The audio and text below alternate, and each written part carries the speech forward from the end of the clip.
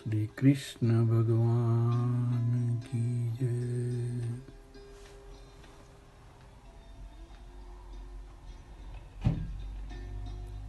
શ્રીમદ ભાગવત ગ્રંથ એટલે ભગવાન વ્યાસને સમાધિ અવસ્થામાં જે અદ્ભુત દ્રશ્યોના દર્શન થયા હતા તે અદ્ભુત દ્રશ્યોનો શબ્દદેહ સ્વરૂપે રચેલ ગ્રંથ.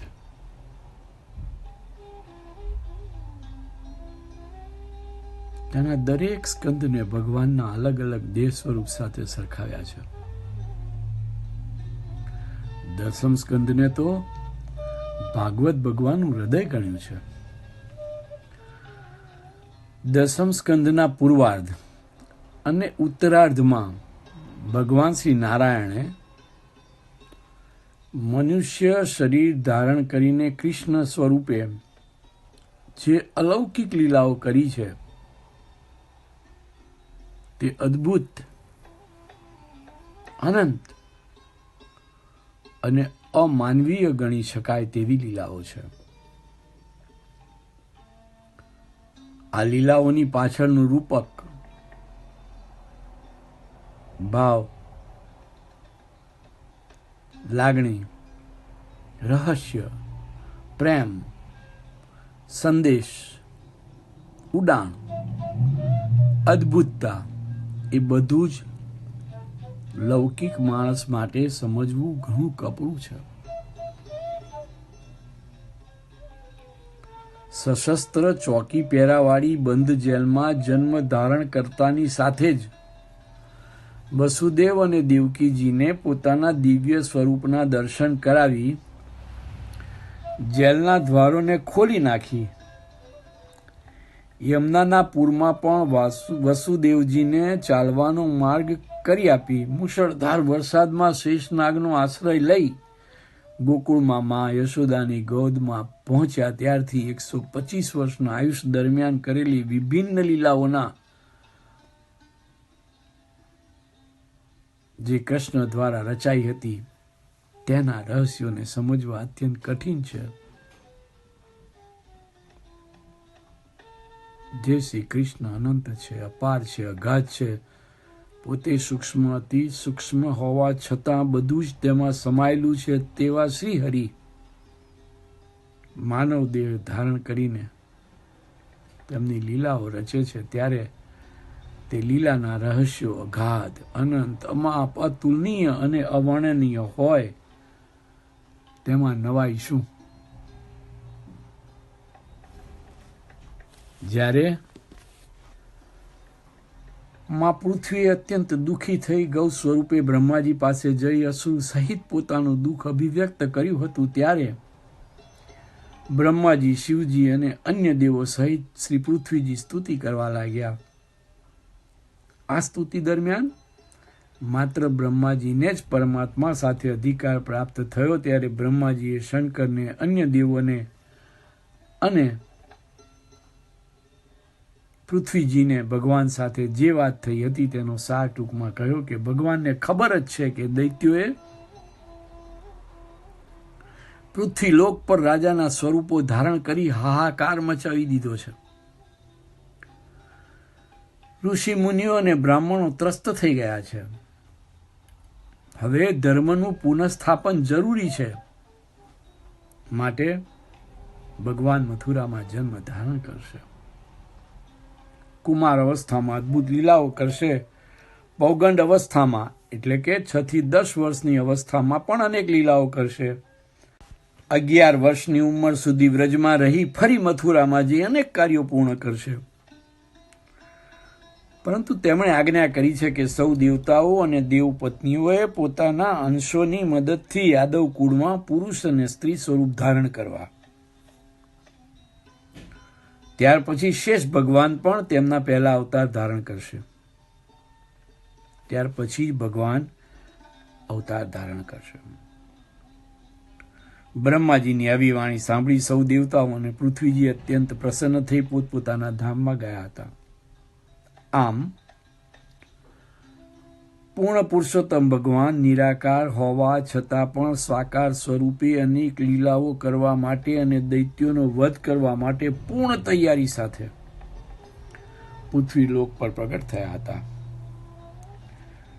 તેમના પ્રાગટ્યની આ ઘટના માત્ર ઐતિહાસિક જ નહીં પરંતુ આધ્યાત્મિક અને રહસ્યસભર ઘટના પણ હતી.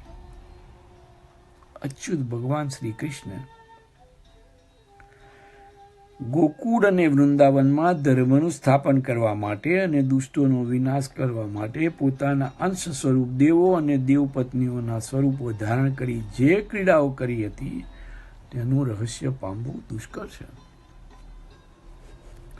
આવી અનંત સ્વરૂપ ભગવાનની અનેક લીલાઓમાં રાસલીલા એક ગહનતમ અને રહસ્યમય લીલા છે. આ રાસલીલામાં એવા દેવોને અને દેવપત્નીઓને કે જેમણે જન્મ ધારણ કર્યો ન હતો તેમને તો પ્રવેશ જ ન હતો. તો પછી કોઈ પણ માનવ સ્વરૂપ તેમાં ભાગ કેવી રીતે લઈ શકે? દેવોને પણ માત્ર સ્વર્ગના ઝરૂખે બેસીને આ રાસલીલાના દર્શન કરવાનો અધિકાર હતો. રાસલીલા એટલે આ જગતમાં ભગવાન વ્યાસની સમાધિ અવસ્થામાં રચાઈ ગયેલી રહસ્યમય લીલા. તેમને તો આ લીલા આધ્યાત્મિક સ્વરૂપે દ્રષ્ટિગોચર થઈ હતી અને તેમને જે કાંઈ દેખાયું હતું તેનું શબ્દ સ્વરૂપે નિરૂપણ આ દસમ સ્કંદમાં થયેલ છે. જેને શ્રી કૃષ્ણ પ્રત્યે ભાવ નથી તેને માટે તો આ ભાવ જગતની રાસલીલાને સમજવી દુર્લભ જ છે, દુષ્કર છે.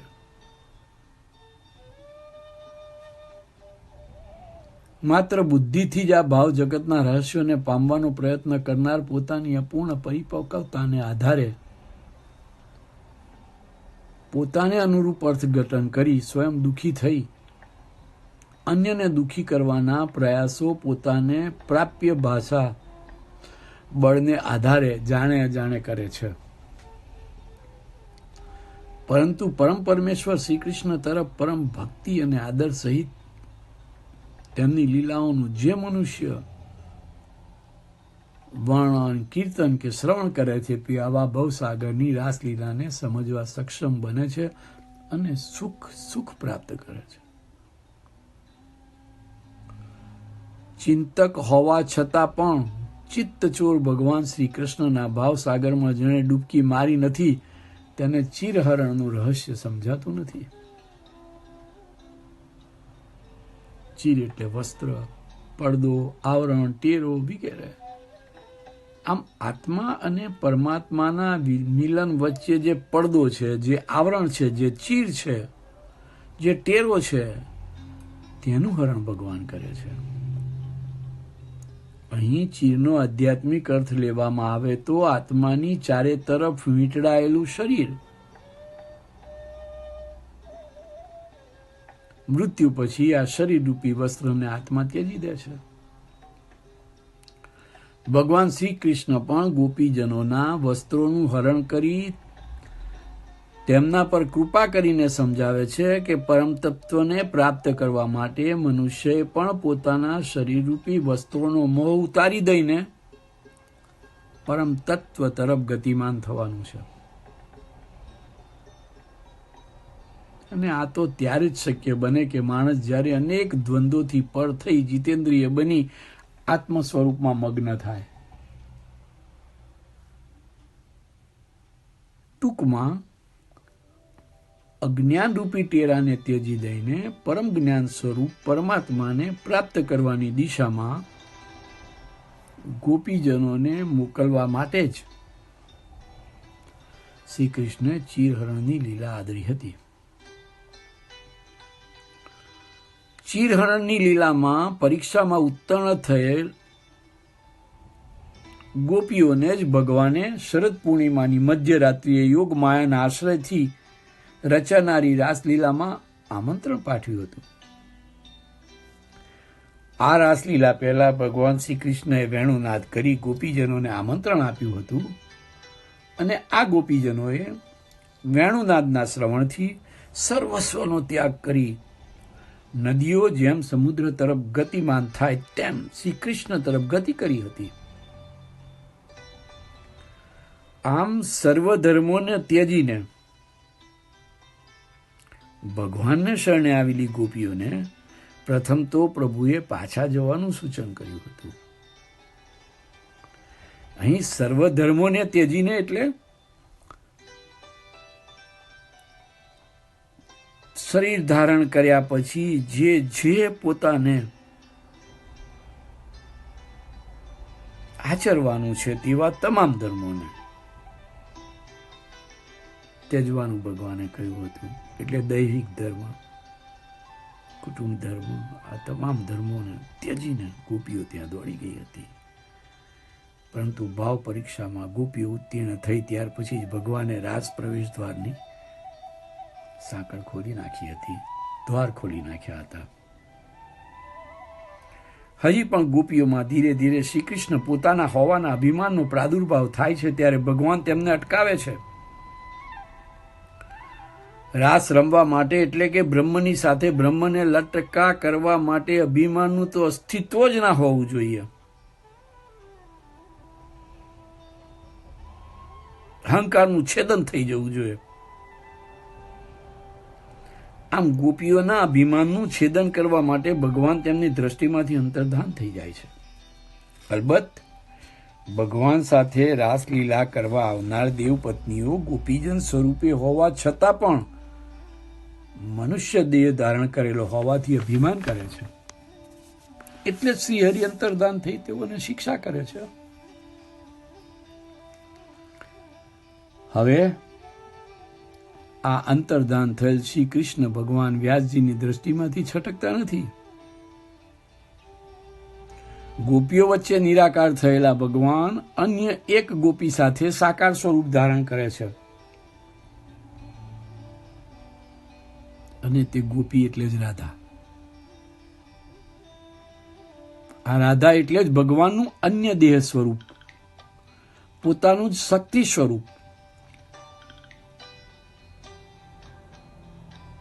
આમ રાધાજી કૃષ્ણનું જ શક્તિ સ્વરૂપ છે.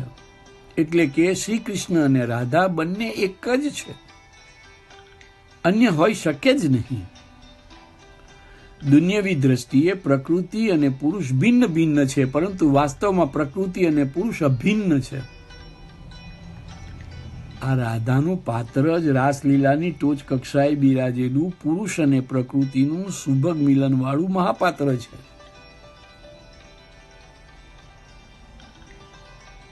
ગોપીઓ પણ તેના દર્શન કરી શકતી નથી. અનેક પુરાણોમાં ભિન્ન ભિન્ન કથાઓ છે,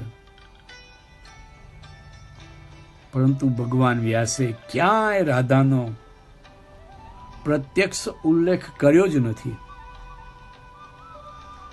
રાસલીલા પહેલા ગોપીઓના અભિમાનનો ભંગ કરવા રાધાજીના નામનો ઉલ્લેખ કર્યા સિવાય ભગવાન એક ગોપી સાથે ચાલવા માંડ્યા હતા અને ચાલતા ચાલતા રેતીમાં પડેલ પગલાઓને અન્ય ગોપીજનોએ નિહાળ્યા હતા. આ પગલાઓ પણ આગળ જતા અદ્રશ્ય થતા રેતીમાં ખૂંપાયેલા શ્રી કૃષ્ણના ઊંડા પગલા જોઈને ગોપીઓએ ધારી લીધું હતું, માની લીધું હતું, કલ્પના કરી હતી, અનુમાન કર્યું હતું કે કનૈયાએ તે ગોપીને ખભે બેસાડી હશે જે તેમની સાથે ચાલતી હતી.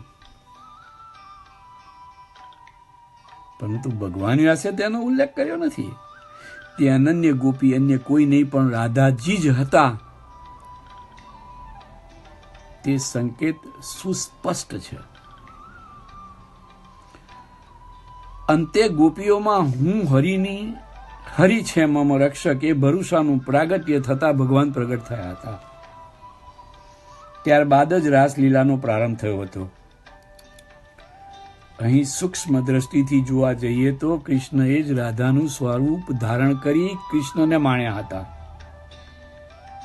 ફરીથી અહીં સૂક્ષ્મ દ્રષ્ટિથી જોવા જઈએ તો શ્રી કૃષ્ણએ જ રાધાજીનું સ્વરૂપ ધારણ કરી કૃષ્ણને માણ્યા હતા અને રાસલીલાના માધ્યમમાં પણ શ્રી કૃષ્ણ એક એક ગોપી સાથે એક એક કામનું સ્વરૂપ ધારણ કર્યું. અહીં જ બ્રહ્મ લટકા કરે, બ્રહ્મ સાથેનો ભાવ હતો. આવી અત્યંત ગહન વાત ભાવ જગતમાં ઉતર્યા સિવાયનો કે ભક્તિ સાગરમાં નિત્ય સ્નાન કરવા વાળા સિવાયનો કયો જીવ સમજી શકે? છતાંય અનેક કવિઓ, લેખકો અને ચિંતકો કે વક્તાઓએ રાધા કૃષ્ણની પ્રેમ ગાથાઓના વર્ણન પોતપોતાના ભાવ જગતના ઉડાણ, ભક્તિ, સમજ અને કલ્પના અનુસાર કર્યા જ છે અને કરતા રહે છે. તેટલું જ નહીં, પરંતુ અનેક ચિત્રકારો અને મૂર્તિકારોએ પણ રાધા કૃષ્ણના ચિત્રોને અને મૂર્તિઓને પોતપોતાના ભાવાનુસાર,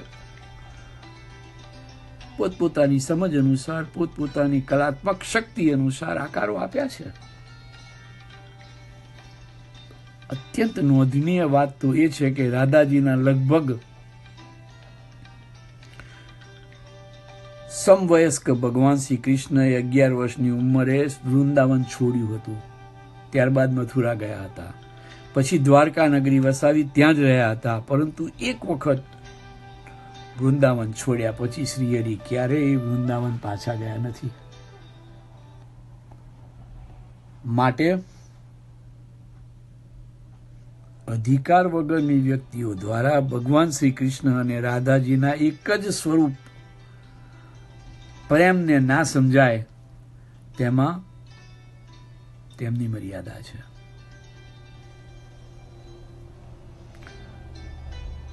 રાધા શબ્દના અક્ષરોને ઉલટ સુલટ કરીએ તો ધારા શબ્દ થાય છે. આત્માની પરમાત્મા ભણી જવાની એક વૃત્તિ સ્વરૂપ ધારા એટલે જ રાધા. આત્માની પરમાત્મા તરફ જવાની એક વૃત્તિનું સ્વરૂપ એટલે જ રાધા. પરમ તત્વ તો પ્રેમ સ્વરૂપ જ છે અને તેને પ્રાપ્ત કરવા માટે માત્ર પ્રેમ ધારાનું એટલે કે રાધાનું જ હોવું આવશ્યક છે. પૂર્ણ પ્રેમ એટલે ત્રિગુણી માયાથી મુક્ત એવું પરમ તત્વ પરમાત્મા એટલે જ શ્રી કૃષ્ણ અને તેમનું અન્ય સ્વરૂપ એટલે રાધા. કૃષ્ણ ચંદ્ર છે તો રાધા ચાંદની છે. દરેક અનન્ય શક્તિ બે સ્વરૂપો ધારણ કરે ત્યારે દ્વૈતનો ભાસ થાય છે, પરંતુ તે હોય છે તો અદ્વૈત જ. ભાગવતકારને રાધા કૃષ્ણમાં દ્વૈત નહીં પરંતુ અદ્વૈતના એટલે કે સચ્ચિત આનંદના દર્શન થતા હશે. માટે ક્યાંય રાધાજીનો સ્પષ્ટ ઉલ્લેખ કર્યો જ નથી. હા, શ્રીમદ ભાગવતના 10મ સ્કંદના 30મા અધ્યાયના 28મા શ્લોકમાં આરાધિતા શબ્દનો પ્રયોગ કરી ભગવાનની આરાધના કરનાર એક ગોપી એટલે કે રાધિકાનો આડકતરો ઉલ્લેખ છે ખરો, પરંતુ ભગવાન વ્યાસને કદાચ ક્યારેય કૃષ્ણ અને રાધા ભિન્ન નહીં લાગ્યા હોય, માટે રાધાને અલગ નહીં નિરૂપતા પોતાની અભિવ્યક્તિ વિશિષ્ટ રીતે જે કરતા હોય છે તે રીતે જ જાળવી રાખી છે. આમ તો ભગવાન શ્રી કૃષ્ણ સચ્ચિદાનંદ સ્વરૂપ છે અને રાધા પ્રેમ સ્વરૂપ છે, પરંતુ અલૌકિક દ્રષ્ટિએ બંને અભિન્ન છે. છતાંય દ્વૈત ભાવે શ્રી કૃષ્ણ ચંદ્રને અને રાધાજીને અલગ અલગ સમજનારાઓની, ભજનારાઓની, પૂજનારાઓની, આરાધના કરનારાઓની, સેવનારાઓની કે અર્ચના કરનારાઓની સંખ્યા ઓછી નથી. છતાંય જે એકનું પૂજન, ભજન, આરાધના કે અર્ચન કરે છે તે અન્યને પામે જ છે, તે નિશ્ચિત છે. પરંતુ બંનેને એક જ સમજનારા પણ એટલા જ છે. આમ રાધા અને કૃષ્ણને સમજવા માટેનો બુદ્ધિનો ઉપયોગ કરવામાં આવે તો તેમને એટલે કે તેવા લોકોને માટે રાધા કૃષ્ણ સમજવા અશક્ય જ છે. કારણ કે પરબ્રહ્મ તત્વ તો પ્રેમ અને આનંદનું મિશ્ર સ્વરૂપ છે. અહીં ક્યાંય અશુદ્ધતાને અવકાશ જ નથી. બધું જ શુદ્ધ, પૂર્ણ આનંદ, જ્ઞાન, પ્રેમ તથા પ્રકાશ સ્વરૂપ છે. બ્રહ્મ સ્વરૂપ છે. માટે પરબ્રહ્મ તો બુદ્ધિથી જોજનો દૂર છે, જોજનો દૂર છે. પૃથ્વી લોક પર અવતરેલા મહાન તત્વ દ્વૈત સ્વરૂપ ધારણ કરે છે, છતાંય અદ્વૈત છે, અલૌકિક છે. તેવા પ્રેમ અને આનંદ સ્વરૂપ રાધા કૃષ્ણને આવો આપણે કોટી કોટી પ્રણામ કરીએ. સુખદેવજી પરીક્ષિત રાજાને કહે, હે રાજન, કંસના મૃત્યુ પછી કંસના ત્રાસથી યાદવ કુળને શાંતિ મળી. વસુદેવજીને પોતાની બહેન કુંતાની અત્યંત ચિંતા થવા માંડી, કારણ કે કુંતાજીના પતિ પાંડુ રાજા જંગલમાં મૃત્યુ પામ્યા હતા. કુંતી તેના 5 પુત્રો સાથે હસ્તિનાપુરમાં રહેતી હતી. ધૃતરાષ્ટ્રને 100 પુત્રો હતા. તે કૌરવ કહેવાતા. ધૃતરાષ્ટ્ર અંધ હતા, પરંતુ પુત્રેષણાએ અને રાજ્યેષણાએ પોતે જ રાજા બની બેઠા હતા અને પાંડવો પ્રત્યે દુર્વ્યવહાર સતત આચર્યા કરતા હતા. તેથી વસુદેવજીને થયું કે જ્યારે તેઓ કારાગૃહમાં બંધ હતા ત્યારે સમય જુદો હતો, પરંતુ હવે પોતાની બહેન કુંતાજીને સહાય કરવી જ જોઈએ તેવા સંકલ્પ સાથે શ્રી કૃષ્ણચંદ્રજી અને બલભદ્રજીને પોતાની પાસે બેસાડી તમામ હકીકતો વિગતે સમજાવી. ભગવાન શ્રી કૃષ્ણએ આ કામ પોતાને માથે લીધું. હસ્તિનાપુરની માહિતી મેળવવા અક્રૂરજી યોગ્ય પાત્ર હતા. અક્રૂરજીની પણ ઘણા વખતથી ઈચ્છા હતી કે શ્રી કૃષ્ણજી તેમને ત્યાં પધારે. તેથી શ્રી કૃષ્ણ બલરામ અને ઉદ્ધવને લઈને વગર આમંત્રણે અક્રૂરજીને ત્યાં તેઓ પધાર્યા. શ્રી કૃષ્ણ બળદેવજી અને ઉદ્ધવજી સાથે અક્રૂરજીના આવાસે પહોંચ્યા ત્યારે અક્રૂરજીની પ્રસન્નતાનો પાર ન રહ્યો. અક્રૂરજીએ બંને ભાઈઓને નમસ્કાર કર્યા ત્યારે બંને ભાઈઓએ અક્રૂર કાકાને પ્રણામ કર્યા, આસનો પથરાયા, અર્ચન કર્યા, પ્રાત પક્ષાલન વિધિ પૂરી કરી. અક્રૂરજીએ પ્રભુને યોગ્ય આસન આપ્યું. અક્રૂરજી પ્રભુના ચરણ કમળમાં આરામથી બેઠા. પ્રભુએ તેમના આવાસને પાવન કર્યું, તેથી તે પોતાને બળભાગી સમજવા લાગ્યા. કંસવધ, યદુકુળ ઉદ્ધાર અને સમૃદ્ધિની શરૂઆત વગેરે વિષય પર ચર્ચાઓ કરી તેમની સ્તુતિ કરી. શ્રી કૃષ્ણએ મૃદુ હાસ્ય કરી અક્રૂરજીને કહ્યું, હે અક્રૂરજી, આપ વડીલ છો, આપ અમારા કાકા છો, અમે આપના આશ્રય હેઠળ છીએ. આપ સત્પુરુષ છો અને પૂજવા માટે યથાયોગ્ય સાધુ સમાન છો. આપ નિસ્વાર્થી છો, સ્વાર્થથી પર છો.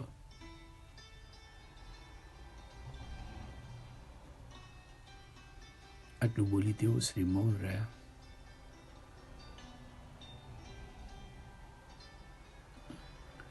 પછી આગળ કહ્યું, હે કાકા, આપને એક વિનંતી કરવાની છે કે પાંડવો હવે ગુપ્તવાસમાં નથી.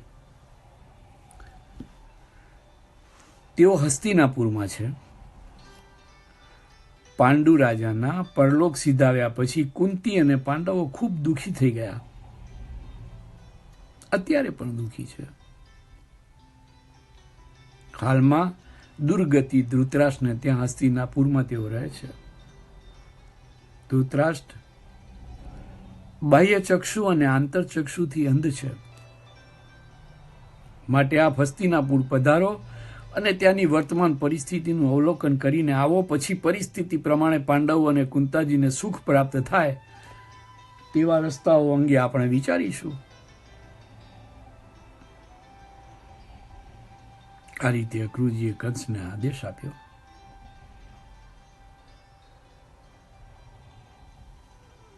થોડી વાર પછી ભગવાન શ્રી કૃષ્ણ બલભદ્રજી અને ઉદ્ધવજી સાથે રાજભવનમાં પધાર્યા.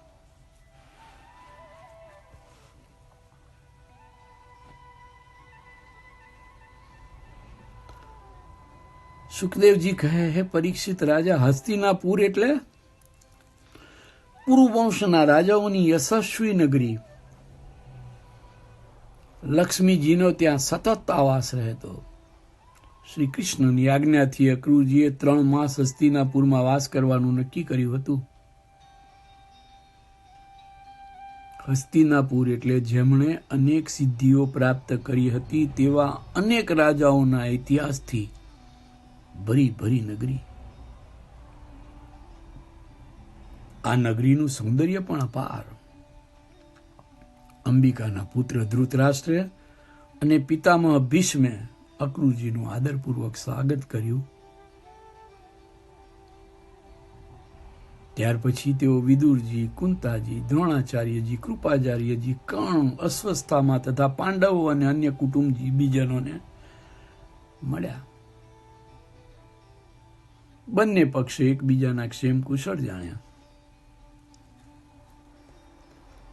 અહીં હસ્તિનાપુરમાંથી અક્રૂરજી ઘણું બધું જાણવા માંગતા હતા. તેથી તેમને 3 માસ સુધી હસ્તિનાપુરમાં રહેવાનો સંકલ્પ કર્યો. ત્યાં તેમણે પાંડવોનું બળ, તેજ, વીરતા, પરાક્રમ, બુદ્ધિ, ઓજસ આ બધા જ ગુણોનું ઉપરાંત વિવેકશીલતા, ચાતુર્ય, વિનય વગેરેનું બારીકાઈથી અવલોકન કરી લીધું.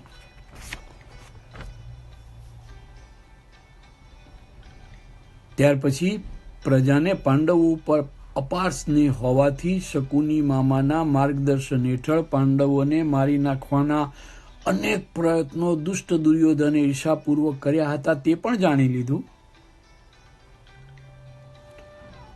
અને તેને પોતાના મનની અંદર નોંધી પણ લીધું.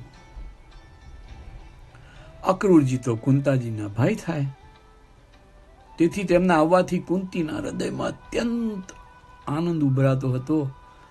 પિયરથી આવેલા ભાઈ સાથે એકાંતમાં મળી અનેક વાતો કરી. સૌને યાદ કર્યા, અશ્રુઓ સાર્યા. તેમણે ઉદ્ધવજીને પ્રશ્ન કર્યો કે શ્રી કૃષ્ણ અને બલભદ્ર કોઈને સ્મરે છે ખરા? તે બંનેને કહેજો કે તમારી ફોઈની દશા વાઘોના ટોળામાં ફસાયેલી હરિણી જેવી છે. આપ તેમને અચૂક કહેજો કે અહીં પધારે અને પાંડુ વિનાના પુત્રોને આશ્વાસન આપે. આટલું બોલતા જ કુંતીની આંખમાં ફરી અશ્રુધારા વહેવા લાગી અને મનોમન ભગવાનને પ્રાર્થના કરવા લાગી, હે ગોવિંદ, હે માધવ, હે કૃષ્ણ, હું અને મારા બાળકો અત્યંત વિષમ પરિસ્થિતિમાં છે. તું ફોઈનો ભત્રીજો ખરો, પણ હું જાણું છું કે તું સમર્થ જ છું, તું યોગેશ્વર છું. હું આપને નમસ્કાર કરું છું. આટલું મનોમન બોલતા બોલતા કુંતાજીની આંખમાંથી અશ્રુઓની ધારા વહેવા જ માંડી. ત્યારે અક્રૂરજીએ તેમજ વિદુરજીએ કુંતાજીને આશ્વાસન આપીને કહ્યું, આપના પુત્ર તો વિશ્વમાં મહાન છે, કારણ કે તેઓ ધર્મદેવ, ઇન્દ્રદેવ, વાયુદેવ અને અશ્વિની કુમારના અંશો છે. અક્રૂરજી અત્યંત શાંતિથી કુંતાજીને શ્રી કૃષ્ણ જન્મનો હેતુ અને મહિમા સમજાવ્યા અને કહ્યું કે તેમનો જન્મ દુર્યોધન જેવા દુષ્ટોના વિનાશ માટે જ થયો છે. શ્રી કૃષ્ણ ભક્તો અને સાધુચરિત લોકોની રક્ષા કરવા માટે જ જન્મ્યા છે. માટે હે કુંતા, આપ તમામ ચિંતાઓને બાજુએ મૂકી ધીરજપૂર્વક એક નવા આવનારા સમયની રાહ જુઓ. આવી રહ્યો છે નવો સમય, અને આ રાહ જોવી તે જ ઉત્તમ છે. અક્રૂરજીએ ઘણી બધી માહિતી પ્રાપ્ત કરી અને 3 માસ જેટલો સમય સુખ અને આનંદપૂર્વક વિતાવ્યો. મથુરામાં પણ હવે તેમની જરૂર પડશે તેમ કહી ભીષ્મની રજા લીધી. પરંતુ જતા જતા તેમને થયું કે ધૃતરાષ્ટ્રને અત્યંત ભાવપૂર્વક શિખામણ આપવાનો પ્રયત્ન મારા થકી થાય તો તે ધર્મ કાર્ય ગણાશે. આમ સમજી તેઓ ધૃતરાષ્ટ્રને મળવા તેમના નિવાસ સ્થાને ગયા.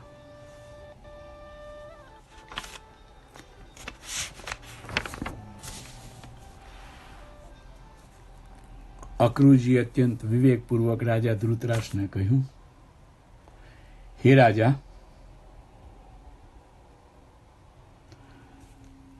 હે ધૃતરાષ્ટ્ર, મારા હસ્તિનાપુરના ત્રિમાસિક રહેઠાણ પછી જાણવા મળ્યું છે કે દેવલોક પામેલા પાંડુના 5 પુત્રો અને મા કુંતાજી માટે આપનું વર્તન, આપનો ભાવ અને આપનું વલણ સુયોગ્ય નથી.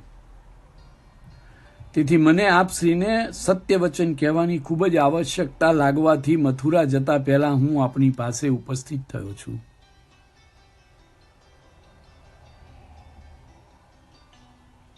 હે વિચિત્ર વીર્ય અને અંબિકાના પુત્ર ધૃતરાષ્ટ્ર, આપનો જન્મ તો કુલીન વંશમાં થયો છે અને જે કુળમાં આપ જન્મ્યા છો તેની કીર્તિનો વ્યાપ્ત કરવો તે જ આપના જન્મનું મુખ્ય કારણ છે.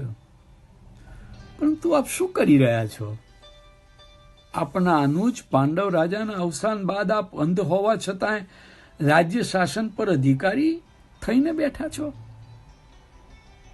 એક અધિકાર જમાવી લીધો છે.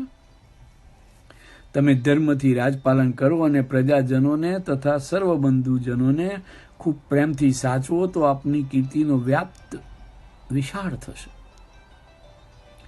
તમે સૌ સ્વજનો માટે પ્રેમ અને લાગણીથી વર્તો. પાંડુ પુત્રોને પણ આપે અત્યંત ભાવ અને ન્યાયથી ઉછેરવા અને રાખવા જોઈએ. તમે ભલે રાજ્ય પડાવી લીધું, પણ ધર્મથી વર્તો, તેમાં આપનું અને ચંદ્રવંશનું નામ ઉજ્જવળ રહેશે. અન્યથા આપને નિંદા અને દુઃખ સિવાય કંઈ જ પ્રાપ્ત થશે નહીં. પાંડવો અને કૌરવોને સંભાવથી જુઓ. તેમનો ઉછેર પણ સંભાવી બનીને કરો. આમ કરશો તેમાં જ આપનું બધું સર્વશ્રેષ્ઠ હશે. હે ધૃતરાષ્ટ્ર, જો હું શાસ્ત્રની રીતે વાત કરું તો આ પૃથ્વી લોક પર આપણે સૌએ યોગ્ય કર્મ કરવાના છે. કોઈનું નથી. સગા વાલા કે જેમના પર અત્યંત આસક્તિ હોય તેવા મા, બાપ, પુત્ર, પત્ની કોઈનું નથી. આ દેહ પોતાનો નથી તો કોઈની ક્યાં વાત કરવાની? હે રાજા ધૃતરાષ્ટ્ર, જીવ પણ શરીરને ત્યજી દે છે ત્યારે તેની પાસે સગું, વાલું, રાજ્ય, સત્તા, સંપત્તિ કશું જ રહેતું નથી. જીવને તો એકલા જન્મવાનું છે અને એકલા જ જવાનું છે. આ મૃત શરીર કોઈની પણ સાથે આવતું નથી. જે જન એવું સમજીને જીવે છે કે અધર્મથી પણ સ્વજનોને અને સંપત્તિને કે સત્તાને પોષવાથી તેને યશ મળશે, તે તો મહામૂર્ખ જ છે. કારણ કે મૃત્યુ થતાં જ બધું મૂકીને જવાનું છે અને પાપના પોટલા જ હાથે, ખભે કે માથે ચઢાવીને જવાનું છે. જે માણસ સ્વધર્મનો ત્યાગ કરે છે તે મનના અંકુશની બહાર વર્તે છે અને મહાન યાતનાઓ ભોગવે છે. માટે હે રાજા, પુત્રેષણા, વિત્તેષણા કે રાજ્ય માટેની ઈચ્છાઓ માયાથી ઉત્પન્ન થતા મનના અબરખાઓ માટે છે. માટે આપ અમૃત શરીરને આત્માથી અલગ સમજી વિવેકપૂર્વક સૌ પ્રત્યે સદભાવ અને સમદ્રષ્ટિ રાખી શેષ જીવન સુંદર રીતે વિતાવો તેવું હું ઈચ્છું છું.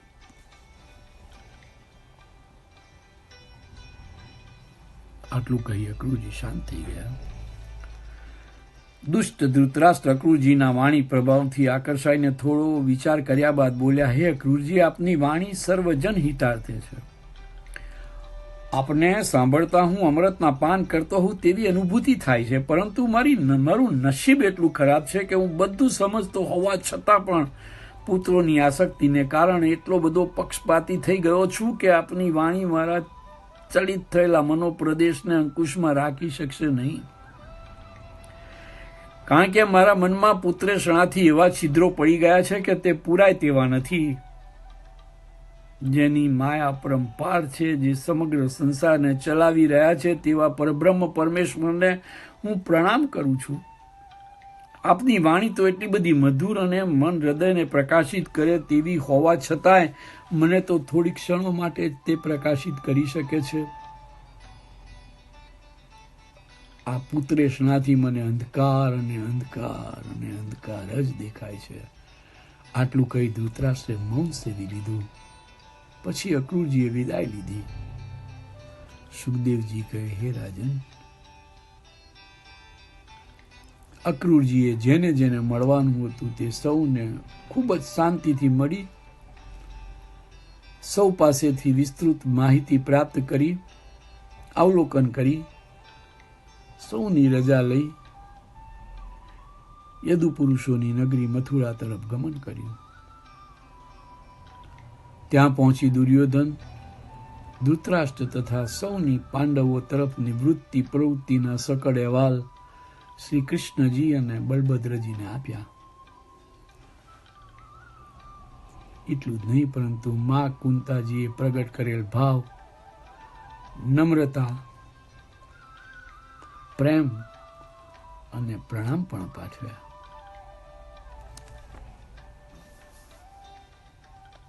અત્રે દસમ સ્કંદ પૂર્વાર્ધ સમાપ્ત થાય છે. આવતા શનિવારથી દસમ સ્કંદ ઉત્તરાર્ધ તરફ આપણે ગતિ કરીશું. કૃષ્ણમ વંદે જગદ્ગુરુ, કૃષ્ણમ વંદે જગદ્ગુરુ, કૃષ્ણમ વંદે જગદ્ગુરુ.